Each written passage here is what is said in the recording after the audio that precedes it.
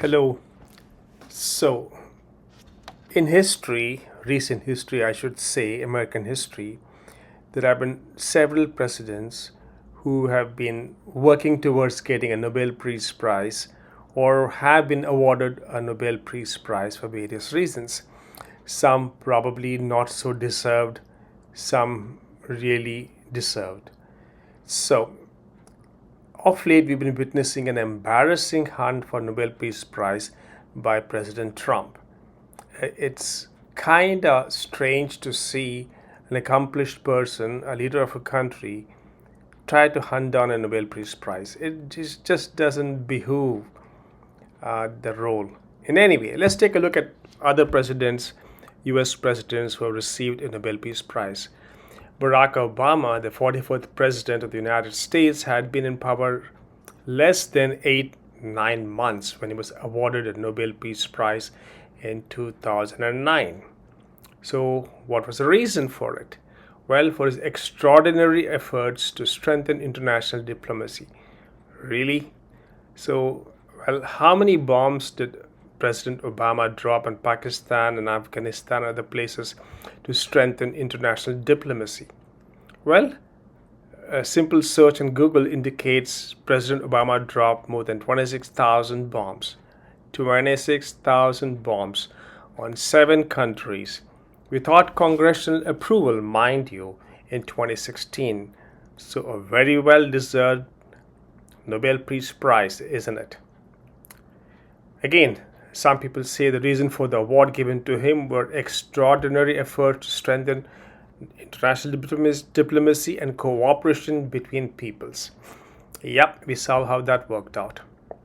So anyway, look at some of the instances in history. In 2002, Nobel Peace Prize was awarded to President Jimmy Carter, I guess 20 years after he left office, for his decades of uniting or untiring effort to find peaceful solutions to international conflicts. Well, it sounds well meaning. President Carter was beloved worldwide, but whatever he achieved, was it long lasting? Did he really achieve much?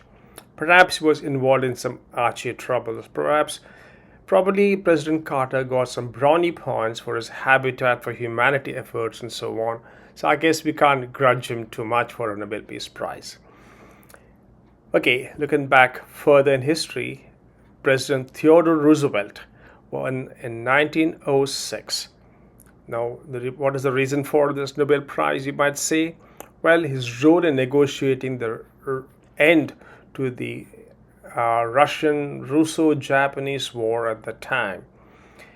Well, can you imagine what happened thereafter? The war continued all the way to the Second World War, and then towards the end of that, Russia just took over the islands right north of Hokkaido to silence the Japanese, so to speak.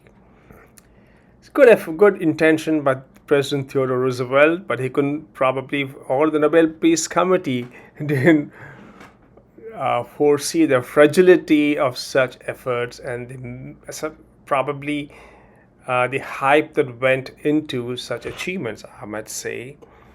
And looking further back, around the same time, President Woodrow Wilson in 1919 got a prize for his efforts to establish the League of Nations. The League of Nations, you might say, the cabal, the noise-making group of countries that really didn't achieve anything and was a complete failure, only to be replaced after 2 world wars, mind you, by the current cabal, the current noisy place called the United Nations.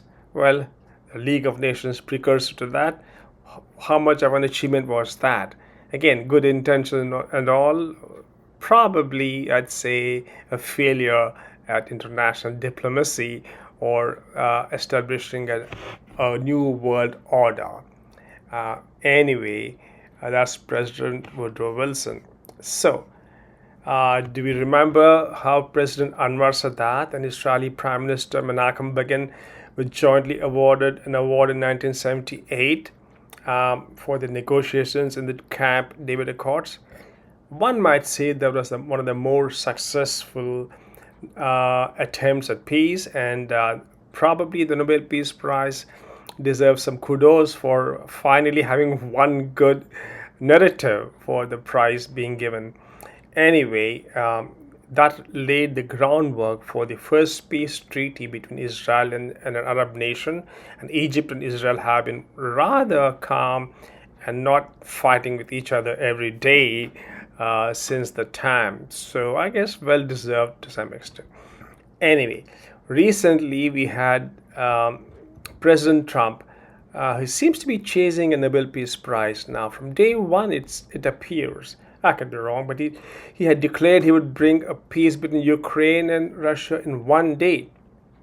Well, it's been over 6 months and counting.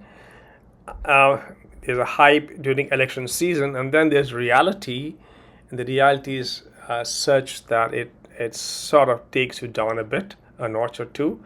Anyway, recently there was another rather funny instance where his a sycophant, the Pakistani failed marshal, or should I say failed Marshall Munir, he was in D.C. and advocating a Nobel Peace Prize for President Trump for what you might say for ending the recent skirmish between India and Pakistan, which India repeatedly and strongly denies any role whatsoever by President Trump.